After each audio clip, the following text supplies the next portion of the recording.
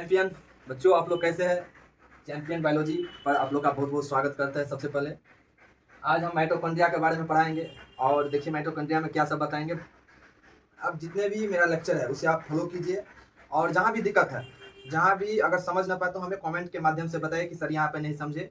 और जो भी चीज़ हम पढ़ाते हैं वो एग्जाम में पूछे जाने वाले चीज़ रहते हैं। कॉम्पिटिटिव एग्जाम कुछ भी हो उसमें एग्जाम में पूछे जाने वाले हम हर एक क्वेश्चन बताते हैं और समझाते भी है। देखिए आज हम एक नया टॉपिक बताने जा रहे हैं, माइटोकॉन्ड्रिया। माइटोकॉन्ड्रिया के बारे में, माइटोकॉन्ड्रिया के क्या दूसरा नाम भी होता है, कॉन्ड्रियोसोम। यहाँ पे हम लिख दिए माइटोकॉन्ड्रिया का दूसरा नाम क्या होता है। अगर आपसे कोई पूछे कि मेरे बच्चे कि माइटोकॉन्ड्रिया क्या होते हैं और अगर इसका अदर नेम अगर पूछ दे तो आप क्या बताएंगे? घबराने की कोई बात नहीं है। चैंपियन बायोलॉजी में यू एकदम माइंड को एकदम पॉजिटिव बनाना है, ना कि निगेटिव। और सोचिए अगर आपसे कोई पूछे कि बच्चों माइटोकॉन्ड्रिया का क्या नाम है तो क्या बोलेगा? सर पढ़ाए थे चैंपियन बायोलॉजी में माइटोकॉन्ड्रिया का क्या नाम है? Sir I don't know, sir नहीं जानते। अगर किसी अदर पर्सन है तब क्या बताओ? आपको याद करना है। अगर पूछ दे माइटोकॉन्ड्रिया का दूसरा नाम है कॉन्ड्रियोसोम, मेरे बच्चों क्या नाम है? कॉन्ड्रियोसोम। देखिए माइटोकॉन्ड्रिया को हम दो भाग में बांट देते हैं। सबसे पहले माइटोज। माइटोज मतलब क्या होता है? माइटोज मतलब होता है थ्रेड। यानी थ्रेड का अर्थ क्या होगा मेरे प्यारे बच्चों, मेरे प्यारे चैंपियन? आपको चैंपियन बनाने के लिए चैंपियन बायोलॉजी क्लास मैंने ओपन किया है, इसलिए आपको ध्यान से देखिए। थ्रेड का मतलब क्या होता है? सूत्र या धागा या तनु। ये सब क्या है? ये माइटोज। माइटोज का अर्थ हो गया थ्रेड, सूत्र, धागा, कुछ भी इसमें से बोल सकते हैं। और कॉन्ड्रियन का मतलब होता है ग्रेन्यूल्स, इसका अर्थ क्या होगा? कणिका। और एक दूसरे को जोड़ देंगे तो क्या बन जाएंगे? माइटोकॉन्ड्रिया यानी सूत्र कणिका। अब चलते हैं, इससे आगे बढ़ते हैं मेरे प्यारे बच्चों। चैंपियन बायोलॉजी वाले क्या है आप लोग, बहुत हम आशा करते हैं कि आप लोग अच्छे होंगे। देखिए आप पढ़ाने जा रहे हैं, शुरू कर रहे हैं माइटोकॉन्ड्रिया। अगर आपसे कोई पूछे कि माइटोकॉन्ड्रिया क्या किसे कहते हैं, व्हाट इज माइटोकॉन्ड्रिया, तो आप सीधे क्या बताएंगे कि सूत्र कणिका। अगर पूछ दे तब पर भी नहीं घबराना है। कॉन्ड्रियोसोम भी पूछे तब पर भी नहीं घबराने की बात नहीं है। और क्या बोलते हैं माइटोकॉन्ड्रिया किसे कहते हैं, तो आपको बताना है यूकैरियोटिक कोशिका यानी यूकैरियोटिक कोशिकाओं के कोशिका द्रव्य। क्या बोले?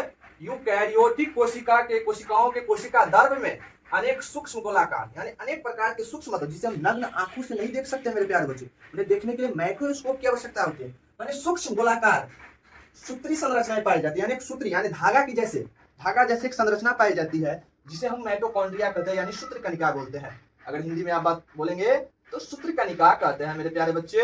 अब चलिए माइटोकॉन्ड्रिया से कुछ आगे बढ़ते हैं। भाई माइटोकॉन्ड्रिया कौन सा जीव है, क्या है, किसने रख दिया है माइटोकॉन्ड्रिया? ये कोशिका हुए, सपोर्ट ये कोशिका है। कोशिका में पौधे में सेल वाल होते हैं। Okay, cell wall. अब कोशिका के अंदर माइटोकॉन्ड्रिया, राइबोसोम्स ये सब पाया जाता है। अब तो हर एक को डिटेल में बताएंगे, ऐसी बात नहीं कि आप माइटोकॉन्ड्रिया क्या नहीं है तो हर एक को डिटेल से लेकर चलना है। इसीलिए मेरे प्यारे बच्चों, मेरे चैंपियन, आप लोग ध्यान से देखिएगा कि माइटोकॉन्ड्रिया को किसने खोज की है।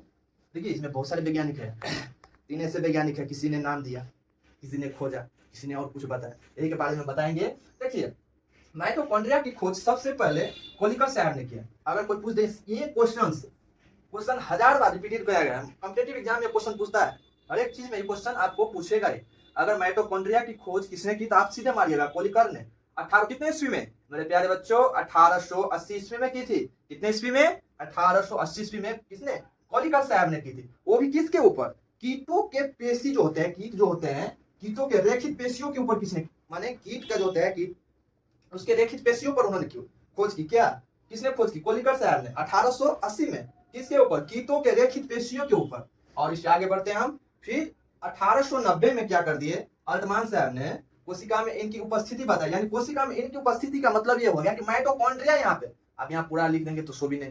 आपको बताएंगे कि 1890 में अल्टमान साहब ने कोशिकाओं के माइटोकॉन्ड्रिया की उपस्थिति बता दी। मानी कोशिकाओं में क्या बताया कि माइटोकॉन्ड्रिया पाया जाता है। किसने? अल्टमान साहब ने। कितने ईस्वी में? 1890। यही अल्टमान साहब जो होते हैं 1890 में एक कोशिका को, जो अल्टमान साहब ने जो माइटोकॉन्ड्रिया में जो पाया जाता है उसे और दूसरा नाम रख दिया, क्या? बायोप्लास्ट। क्या बोल दिया उन्होंने? बायोप्लास्ट। क्या बोल दिए? बायोप्लास्ट। और चलते हैं, इतना हम आशा करते हैं कि आप लोग समझ गए होंगे। इससे अगर कहीं दिक्कत है तो हमें बताइएगा, एकदम इजी वे से हम पढ़ाएंगे, हर एक चीज को इजी वे करेंगे। आप इससे आगे बढ़ते हैं। माइटोकॉन्ड्रिया नाम किसने दिया? तो बेंडा साहब ने 1897 ईस्वी में। कितने ईस्वी में? देखिए 1880 में तो कोलिकर साहब ने कीटों के रेखित पेशी पर कार्य किया, उन्हें माइटोकॉन्ड्रिया बता दी, खोज कर दिया। और अल्टमैन साहब ने 1890 ईस्वी में कोशिका के अंदर की उपस्थित क्या रहता है? माइटोकॉन्ड्रिया। कोशिका में उपस्थित रहते हैं माइटोकॉन्ड्रिया। 1890 में अल्टमान साहब ने बता दिए, वो भी। और दूसरा नाम क्या बोल दिया? बायोप्लास्ट। अब इसके बाद एक और वैज्ञानिक ने, बेंडा साहब ने 1897 में। कितने ईस्वी में मेरे प्यारे बच्चे, मेरे चैंपियन? कितने ईस्वी में? 1897 ईस्वी में माइटोकॉन्ड्रिया नाम रख दिया, यानी सूत्र कनिकाएं रख दिया है। अगर इसमें कोई दिक्कत हो तो हमें बताइए, कमेंट कीजिएगा। अगर कोई भी दिक्कत कहीं भी किसी भी लेक्चर में अगर आपको दिक्कत हो जा रहा है कि सर यहाँ नहीं समझे, तो हमें आप कमेंट करके बताइए और इसे आगे चलते हैं। आशा करते हैं कि आप लोग इस स्लाइड पर आप समझ गए हैं और दूसरे स्लाइड पर चलते हैं। ठीक है, चलिए आप दूसरे स्लाइड पर चलते हैं। तो अब जैसे कि आप उस स्लाइड में आप समझ गए होंगे, आज हम अभी करेंगे माइटोकॉन्ड्रिया की संरचना आप पढ़ेंगे। माइटोकॉन्ड्रिया की संरचना आप लोग देख रहे हैं कि माइटोकॉन्ड्रिया कैसे बना हुआ है। ये दोहरी झिल्ली की बनी हुई है, दोहरी झिल्ली जो प्रोटीन और वसा की मिलकर बनी होती है। ठीक है, इसकी जो मोटाई जो होती है इनर की, यानी ये इस 3 भाग में प्रोटीन और वसा की बनी होती है। चलिए ठीक है, आउटर की लंबाई कितनी होती है, मोटाई कितनी होती है, 60 एंगस्ट्रॉम होती है, जबकि इनर की 64 इनर होती है। अब देखिए क्रिस्टी से बोलते हैं, और ये जो इस बीच में एंजाइम्स पाए जाते हैं, बीच में क्या होते हैं, एंजाइम्स पाए जाते हैं, राइबोसोम्स, डीएनए, मैट्रिक्स में, ये इसको बोलते हैं मैट्रिक्स में, एंजाइम्स, डीएनए और राइबोसोम्स इसी में पाए जाते हैं, मैट्रिक्स में। और चलते हैं, इन्हें क्या बोलते हैं, क्रिस्टी बोलते हैं। इनर मेम्ब्रेन, इनर मतलब आंतरिक झिल्ली, और आउटर मेम्ब्रेन मतलब बाह्य झिल्ली। अब हम एक माने ऑक्सीसोम, इसे हम ऑक्सीसोम के बारे में पढ़ते हैं। ऑक्सीसोम या एपकन या प्रारंभिक कण, एपकन या प्रारंभिक कण किसे कैसे बनते हैं ये हम जानेंगे अभी। देखिए ऑक्सीसोम या F1 कण या प्रारंभिक कण सभी इन्हीं का नाम से जाने जाते हैं। क्या बोलते हैं, ऑक्सीसोम या F1 कण या प्रारंभिक कण, सब इन्हीं के नाम से जाने जाते हैं। इनकी संख्या क्या होती है, 10,000 से लेकर 1 लाख तक की ऑक्सीसोम की। चलिए और इससे आगे हम बढ़ते हैं। इनकी एडीपी के फॉस्फोरीकरण से एटीपी बनता है। फॉस्फोरीकरण क्या होता है कि हाइड्रोजन आयन से जो इलेक्ट्रॉन मुक्त होते हैं, क्या होते हैं, जो हाइड्रोजन आयन से जो इलेक्ट्रॉन मुक्त होती है, उनकी ऊर्जा से एडीपी माने उनकी ऊर्जा से एडीपी से ऊर्जा मुक्त एटीपी अणु बनते हैं, माने एडीपी से ऊर्जा मुक्त एटीपी बनते हैं, जिसे फॉस्फोरीकरण कहते हैं। ओके, समझ गए मेरे चैंपियन बच्चों। चले इससे आगे बढ़ते, और इसी ऑक्सीसोम को, इन ऑक्सीसोम, इसको क्या बोलते हैं, इनको ऑक्सीसोम बोले जाते हैं। ये क्या है, ऑक्सीसोम। इस ऑक्सीसोम के हम एक कण और उठा लिए। देखिए अब यहाँ पे देखिए, इनको ये शीर्ष हो गया, ये वृंत हो गया, ये आधार हो गया, और इसी में एटीपी ऊर्जा बनते हैं, एटीपी फेज, जिसे एटीपी फेज या एटीपी सिंथेसिस बोलते हैं। क्या बोलते हैं, एटीपी सिंथेसिस, आधार। और इससे आगे हम और पढ़ाई के बारे में जानेंगे। अभी इतना ही तक है, क्योंकि 9th 10th में इतना ही पूछे जाते हैं, इसके आगे और पढ़ेंगे। अब बस एक छोटा सा रह गया, इनकी कार्य क्या है। अब कार्य बताने के बाद आपका यही एक टॉपिक समाप्त हो जाएगी।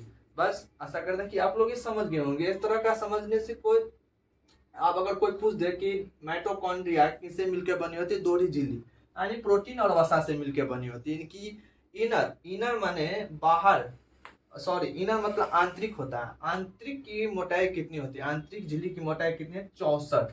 देखिए यहाँ पे दे दिए 64 एंगस्ट्रॉम होता है, ये एंगस्ट्रॉम दे दीजिए, ये जो छूट गया था। और इसी संरचना है, माइटोकॉन्ड्रिया की ऐसे संरचनाएं होती है।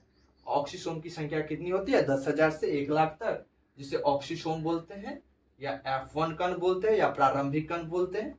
इस सब के और फॉस्फोरीकरण क्या है, हाइड्रोजन फॉस्फोरीकरण क्या, हाइड्रोजन आयन से इलेक्ट्रॉन मुक्त होते हैं। जो हाइड्रोजन आयन है ना, उससे मुक्त होते हैं, उनकी ऊर्जा से एडीपी से, और एडीपी से ऊर्जा मुक्त करके एटीपी बनाते हैं, एटीपी अणु बनाते हैं। और ऑक्सीसोम को एक छोटा सा यहाँ पे भी हम बना दिया ऑक्सीसोम के बारे में। देखिए जो एटीपी ये शीर्ष हो गया, और वृंत ये आधार हो गया। ओके, इस सब के बारे में इतना ही 9th 10th में पूछे जाते हैं। इसमें छोटा सा और एक पार्ट रह गया, जो कार्य के बारे में समझाएंगे। कार्य के समझाने के बाद माइटोकॉन्ड्रिया का क्या कार्य है, बस कार्य हो जाने के बाद आप इसके अगले स्लाइड में बताते हैं। कार्य हो जाने के बाद यहीं पर हो जाएगा, और एक आगे टॉपिक कल हो जाएगा। चलिए एक अगले स्लाइड में आप हम पढ़ेंगे माइटोकॉन्ड्रिया की कार्य क्या है। ओके, टीपी का निर्माण होता है। ओके, कोई दिक्कत, अगर दिक्कत हो तो कमेंट के माध्यम से हमें बता दीजिए, सर यहाँ नहीं समझे।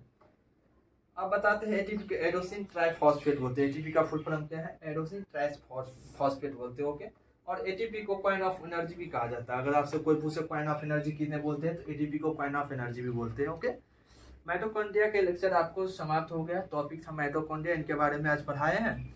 और जहाँ भी दिक्कत हो तो चैंपियन वैल्यू आप लोग का तात्पर्य हर एक क्वेश्चन को डील करने के लिए तैयार रहेगा चैंपियन बायोलॉजी क्लास। जो आप लोग को ये समझिए कि बायोलॉजी में मुझे कुछ करना है, बायोलॉजी लेके फील्ड, अगर कोई विज्ञान बायोलॉजी लेके फील्ड चलते हैं, ISC कंप्लीट करते हैं यानी बायोलॉजी, उसका स्ट्रीम बायोलॉजी, डॉक्टर माने डॉक्टर बनने का अगर सपना है तो अभी से 9th-10th से अगर आप बायोलॉजी पढ़ना शुरू कर देंगे तो मुझे पूर्ण विश्वास है कि आगे जाके आपके 11th में अगर कोई दिक्कत नहीं होगा। इसीलिए अपना बेस बनाइए, पहले बेस के साथ आगे बढ़िए। और यही सब बात कहेंगे कि आप जितने भी हमारे लेक्चर है तो लेक्चर देखिए, और जहाँ पे दिक्कत हो वो हमें कमेंट के माध्यम से हमें आप बताइएगा। चलिए ठीक है, इतना ही कहने पर बहुत बहुत धन्यवाद। All the best. जय हिंद, जय भारत।